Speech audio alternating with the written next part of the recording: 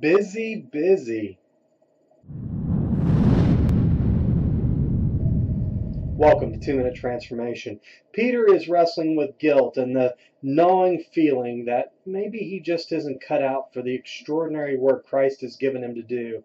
After all, he blew it, just like Jesus said he would. So he's ready to give up and go back to the fishing business, and some of the others, well, they're going with him. All that night they threw the nets and pulled them in, mend a section, throw it out again. This is what Peter did best, and yet that night they caught nothing.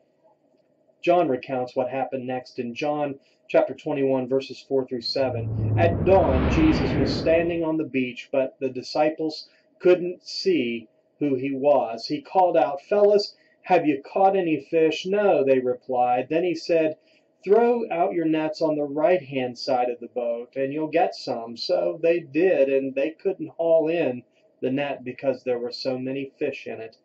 Then the disciple Jesus loved said to Peter, "It's the Lord." Peter had no idea the man giving fishing advice from the beach was Jesus. I think it's because Peter was too busy, preoccupied, distracted.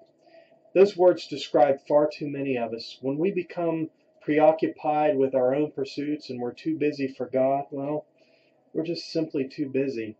John goes on to say that when Peter took notice that the man on the shore was Jesus, he jumped into the water and swam to him. That morning over breakfast, Jesus restored Peter, delivering him from the guilt and shame of his failure and reaffirming that he was indeed up to the task that Jesus had for him.